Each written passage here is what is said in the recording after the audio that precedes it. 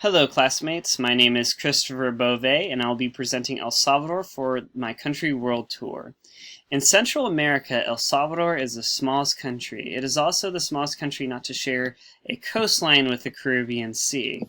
It's actually going to be smaller than the state of Massachusetts, located in the United States, and its terrain is mostly mountainous throughout most regions in El Salvador. If we were to look at the geography of El Salvador, it borders the North Pacific Ocean, and its neighboring countries are Guatemala and Honduras. Guatemala borders the north-to-northwest portion of El Salvador, and Honduras borders the north-to-northeast portion of El Salvador. In the southeast portion, you'll see the Golfo de Fonseca. The Golfo de Fonseca actually separates El Salvador from Nicaragua. Right here, let's get a photo here of the Gulf.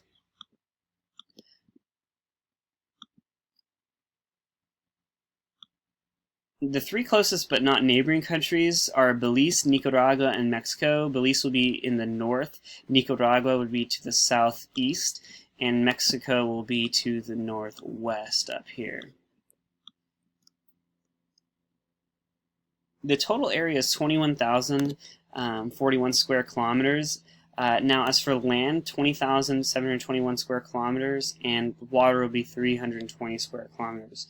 Now, most of it will be comprised mostly of land, so you'll see little river. You won't see that many rivers or lakes, and the total coastline is actually going to be 307 kilometers. Now, what's interesting actually is the beach. The beaches here in El Salvador are actually going to be mostly black, but due to the volcanoes here in El Salvador, this beach right here, Playa de Colbanos, is actually a very, very popular spot for tourism due to its tan and brown beaches. There is also a beach known as Playa de right here. Playas Negras, here it is. Playas Negras, and this is actually a very infamous beach due to its black sand beaches. Now, if we were to look at the climate of El Salvador, it's rainy from May to October. It's dry season from November to April, and it's going to be more tropical on the coastline over here, and more temperate in the mountains. Now, El Salvador is known as the land of volcanoes. There's frequent seismic activity and volcanic activity, which can be destructive.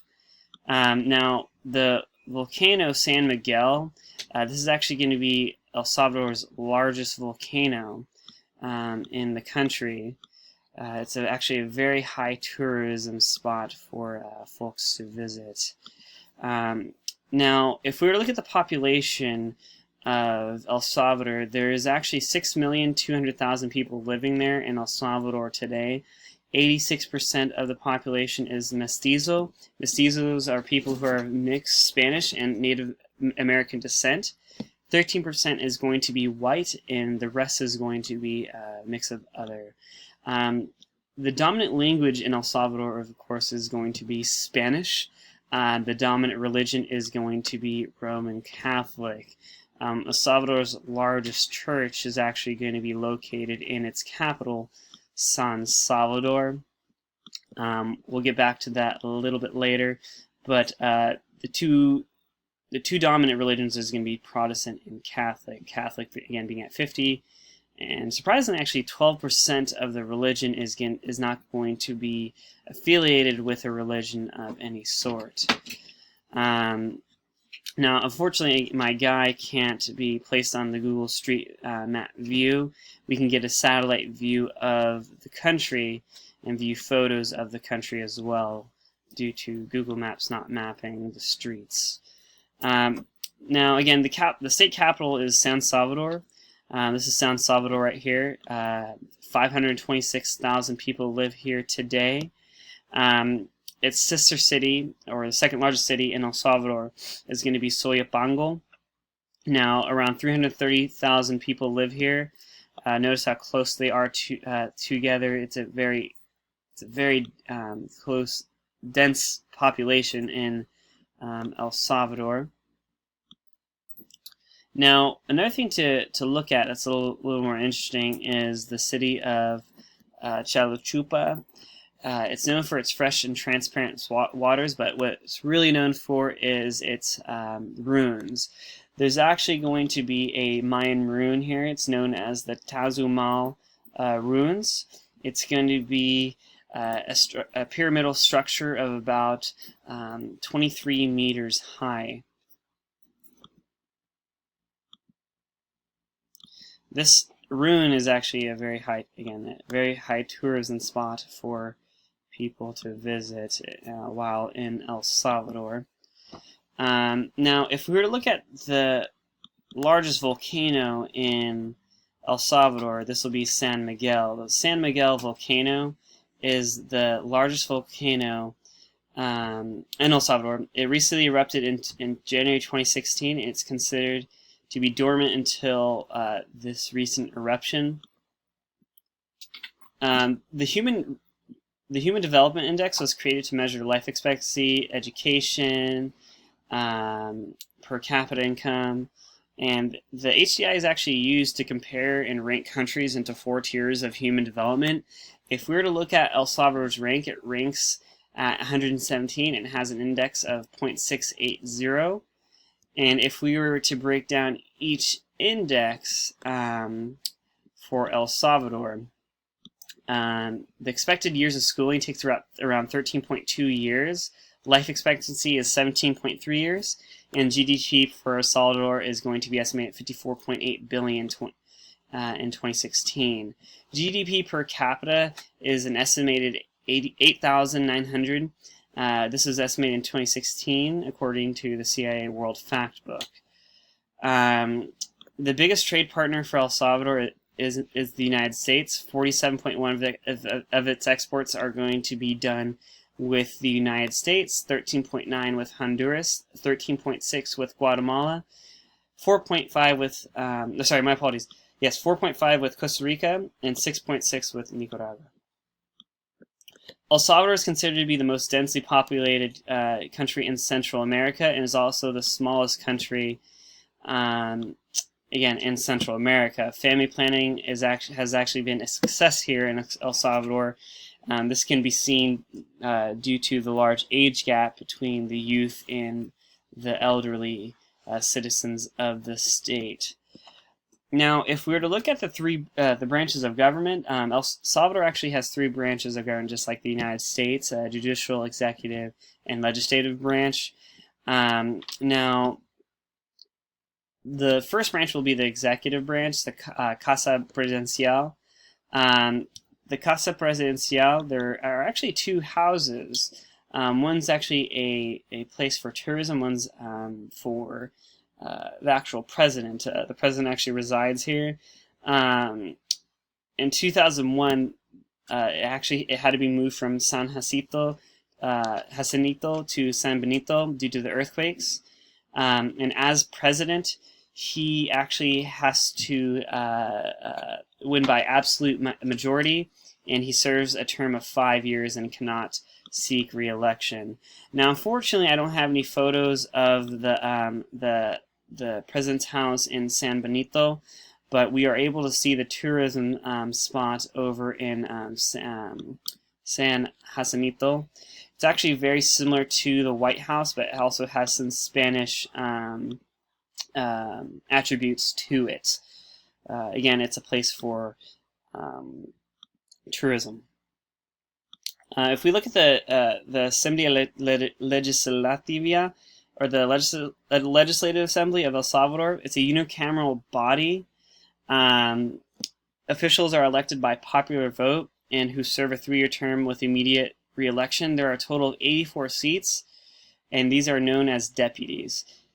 Now, officials must be older than 25 to serve, and must be citizen by birth or not been to jail within the previous 5 years.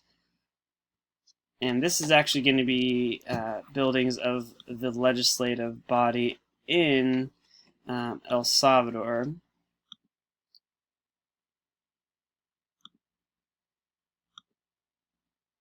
And lastly, if we look at the judicial branch, or the Corte de Suprema. It's actually very nearby the legislative buildings.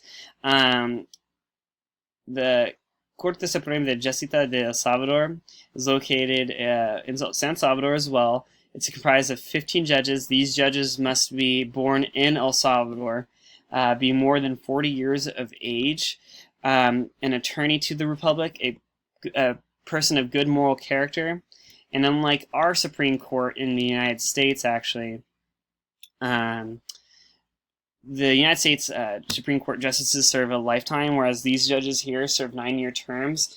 They are reviewed every 3 years by the Asamblea Legislativa with 2/3 vote. Now, the current president of El Salvador is Salvador Sanchez Seren. He took office on June 1st, 2014, after the 2014 presidential election. He was the left-wing candidate for Farabundo Marti National Liberation Front, the FMLN. President Seren was a guerrilla leader during the El Salvadorian Civil War. He is the first ex-rebel to serve as president in El Salvador. Now, if we look at the history of El Salvador, in 1821, El Salvador achieved its independence from Spain through a 12-year span.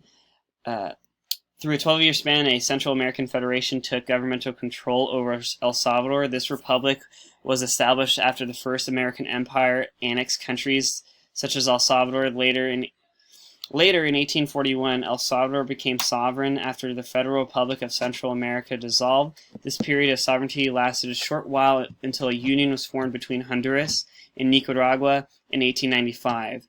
This union was known as the Greater Republic of Central America. Again, this period of where three nations unified lasted for a short while ended in 1898. Throughout the 19th century, El Salvador underwent through many governmental issues such as economic, political instability. Most of these issues were committed by revolts, coups, and authoritarian rulers. During this time, El Salvador experienced socio-economic inequality from the early 19th to mid-19th century until the Salvadoran Civil War erupted. According to the CIA World Factbook, this 12-year civil war had 75,000 lives lost. What brought the end to the war was a treaty that was signed by both the leftist rebels and El Salvadorian government, which would provide political and military reforms. Today, El Salvador is still considered a republic. Despite this, El Salvador has faced a large number of homicides throughout the 21st century. According to BBC News, El Salvador's homicide count makes it the murder capital of the world. Many Salvadorians have fled to the United States, Mexico, and Canada to escape the violence. According to the UN Human Development Reports, an estimated 64.2 people die per 100,000 people. Today, the party that holds the legislative majority in El Salvador is the Nationalist Republican Alliance, or known as ARENA. Although the FMLN party member holds the executive office, the ARENA holds 35 seats.